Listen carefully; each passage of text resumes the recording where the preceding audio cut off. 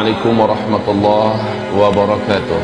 Ibarat Rasulullah bersabda sallallahu alaihi wasallam, aku tidak pernah menyaksikan ada suatu pemandangan yang lebih mengerikan, yang lebih dahsyat, lebih berat dibandingkan dengan pemandangan alam kubur. Di dalam hadis yang sangat panjang di Sahih Muslim, Rasulullah SAW bercerita bagaimana pengalamannya dibawa oleh malaikat Jibril dan malaikat Malik mengarungi atau melintasi wilayah kehidupan alam dunia, tembus menuju ke alam barzakh. Rasulullah melihat pemandangan-pemandangan. Makanya kata beliau dalam hadis pertama tadi, aku belum pernah menyaksikan ada pemandangan yang lebih mengerikan, yang lebih menakutkan, melebihi pemandangan alam kubur. Faman naja minhu fama ba'dahu aisar. Siapa yang selamat di alam kubur, kehidupan setelahnya baginya adalah ringan dan mudah. Faman lam yamju minhu fama ba'dahu asyad. Siapa yang di alam kuburnya ternyata dia banyak masalah, siapa yang di alam kuburnya dia ternyata banyak mengalami tekanan, siksaan apalagi, maka kehidupan setelah itu asyad, adalah lebih dahsyat baginya, lebih berat untuknya.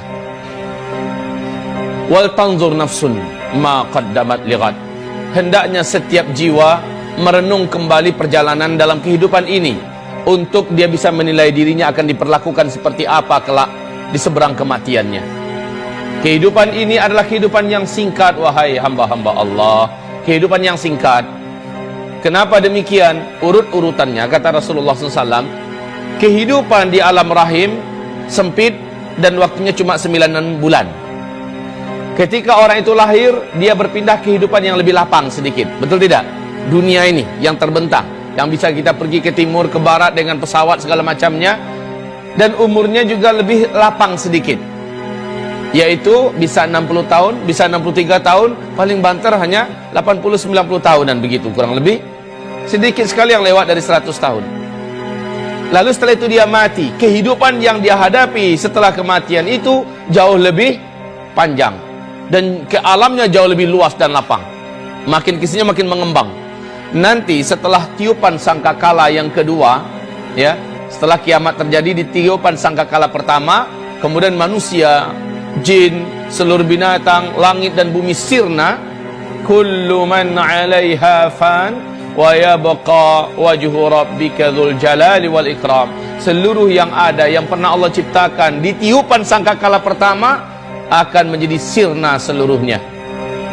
Kemudian pas tiupan yang kedua, manusia dihidupkan kembali. Nah, itulah kehidupan yang tidak ada lagi batasnya, kehidupan yang tidak ada lagi kematian.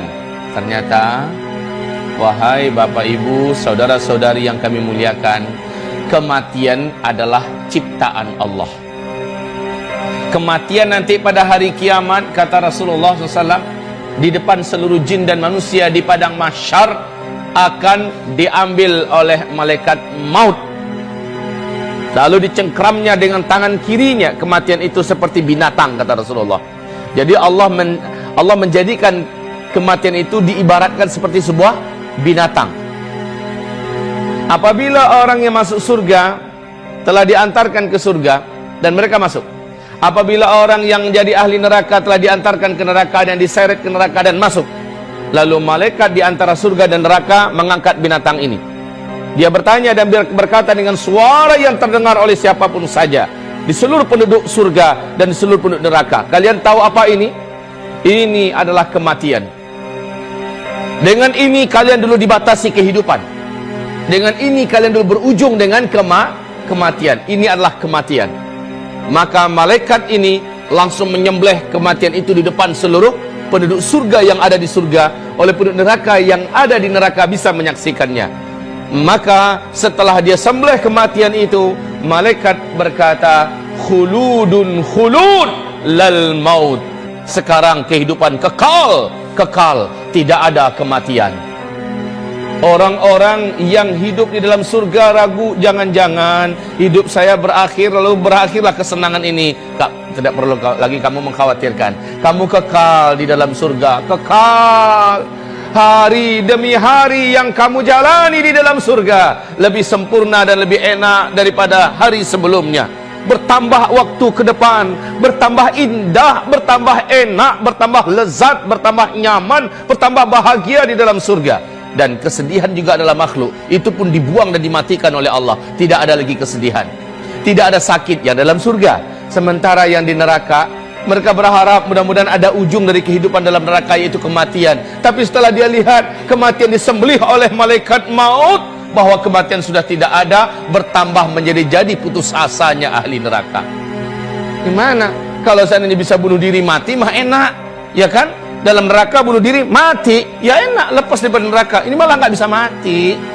Ya Rabb, Ibaratullah ma'asyiral muslimin, apakah kehidupan yang sebentar saja di kehidupan dunia ini berhasil melenakan dan melalaikan kita? Rugi Bapak Ibu, rugi. Hanya gara-gara uang yang tidak seberapa, emas yang tidak seberapa, menjadikan kita menipu, mencuri, merampok, membunuh, melakukan kezaliman, menjadikan kita melakukan berbagai macam perbuatan riba dan segala macamnya. La haula wala quwata illa billah. Ibaratullah ma'asyiral muslimin wal muslimat. Pembahasan kita terakhir di Masjid Al-Bina dulu saya ingat, yaitu tentang perjalanan roh, dan ini sudah selesai. Perjalanan roh, bagaimana dia dicabut dan seterusnya. Kemudian kita menceritakan tentang pengalaman Nabi, apa yang beliau saksikan di alam kubur, bahwa pemandangan yang ada di alam kubur kontras habis dengan pemandangan yang ada di Malaul A'la. Malaul A'la adalah tempat rohnya orang-orang beriman, orang-orang soleh, dibawa membumbung ke langit, disimpan di sana. Di mana? Di salah satu di antara taman-taman surga. Sehingga Rasulullah bersabda, sesungguhnya kuburan itu untuk orang beriman adalah raudhah mir riyadil jannah, satu taman di antara taman-taman tempat transit kita loh Pak. Orang beriman tempat transitnya menjelang sangkakala pertama ditiup, yaitu di taman surga. Belum masuk, baru sebatas tamannya doang, ya, belum masuk lagi ke surga, karena masuk surganya ntar habis tiupan yang kedua, ya, kita dibangkitkan, urusan padang mahsyar selesai, kemudian kita digiring menuju ke titian. Apabila selamat di titian, kita nyampe di seberang, dibukakan pintu-pintu surga, masuk, baru setelah itu halal bagi kita masuk surga. Menjelang kiamat, yang terjadi bukannya masuk surga dulu, tetapi diletakkan di wilayah transit, yaitu salah satu taman di antara taman-taman surga. Di dunia ini untuk dapat ke taman yang sangat indah, karcis dan ongkos masuk saja mahal, dan kita akan selfie-selfiean di sana, foto-foto, ya, menghabiskan waktu. Sementara di sana sambil nunggu kiamat, subhanallah, angin surga, rumput surga, batang-batang surga, tetumbuhan surga yang sifatnya taman-taman surga, mala ainun ra'at, mata enggak pernah menyaksikan ada yang seindah itu di dunia, wala udhun sami'at, telinga juga enggak pernah dengar. Dalam sejarah kisah khairan dongeng pun enggak akan sampai. Wala khatara ala qalbin bashar. Sampai kapan? Sampai menunggu sangkakala pertama ditiup. Jadi tempat transitnya, siapa yang paling tinggi posisinya di alam kubur atau alam barzakh, di a'la, di Malaul A'la itu. Jadi ada levelnya. Malaul A'la, ya, ini adalah tempatnya orang-orang yang ditinggikan oleh Allah. Yang tertinggi adalah Al-A'la Illiyin. A'la Illiyin, ini yang paling tinggi dari seluruh yang tinggi-tinggi.